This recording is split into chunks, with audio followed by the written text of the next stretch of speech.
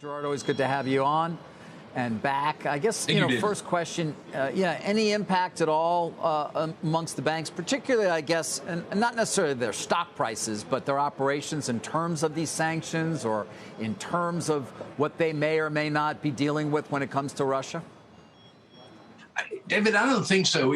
Certainly some of our global banks, like a Citigroup or JP Morgan, Goldman Sachs, may have some exposures here when it comes to the global sanctions. But boy, the regional banks certainly do not. And the regional banks have been the preferred way to play the banks because of their interest sensitivity and the expected rise in short-term interest rates and the benefits that they will see to revenues from those actions by the Federal Reserve. But from a global perspective, there's really, we don't believe at this point, any real direct impact to the operations of our global banks. Yeah, well, to your point, that 2% yield on the 10-year probably will have a lot more of an impact. I assume most of that you see as a positive. David, spot on. You hit the nail on the head. It's all about interest rates with the banks. The reason they had such a weak day yesterday was, the expectations now may be shifting that the Fed may not be as hawkish on raising short-term rates. Certainly a steeper yield curve would help. But the real focus most bank stock investors have had since the end of last year, when they really started to pile into the banks, was the fact that the Fed was going to raise rates anywhere from 3 to 4 times, which is what we have in our models. And some people were expecting, and maybe still are, upwards to 6 or 7 times this year, which we think was a little extreme when it was talked about as recently as a week or two ago. Gerard, I want to go back to the sanctions piece of this, especially where the big banks are concerned. You had the headlines this morning that the sanctions could complicate Citigroup's sale of Russian consumer bank assets. But in general, are the big banks here in the U.S. sort of already well buttressed and prepared to be able to navigate these sanctions? And if we were to see something like SWIFT come into the equation, how would that change this conversation? Certainly they're going to be involved, no doubt about it. We know that. We don't know all of the details, of course, of the sanctions and the impact it could have on the global banks. But Morgan, when you take a look at the total picture for Citigroup in particular and some of the other big banks, they'll be able to navigate through these challenges. They're all very well capitalized. They all have plenty of liquidity. They all are very well versed in moving money around the world, particularly Citi. Citi is one of the largest, if not the largest bank in doing that type of activity for its customers.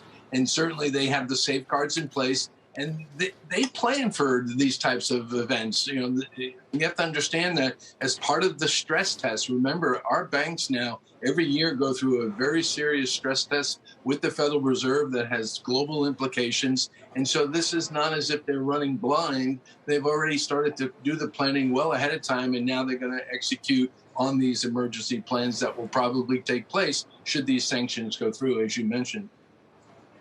Hey, Gerard, as you're surveying the landscape, what's the more important dynamic, expense control and leverage or rate sensitivity?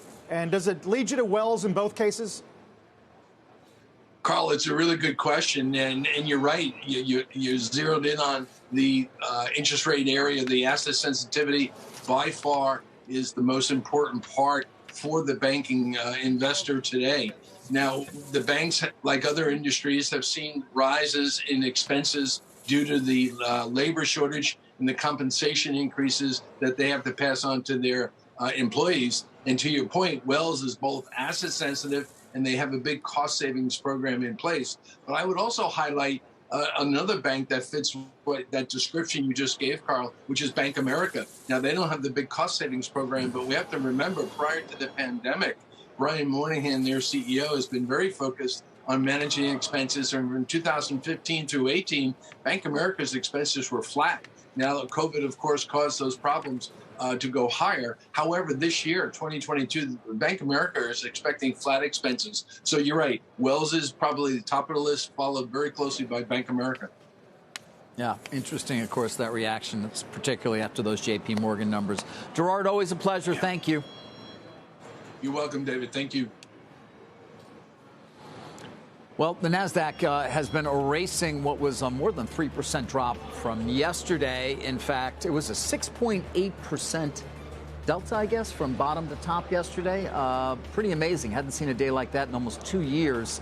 You can see now the top gainers for the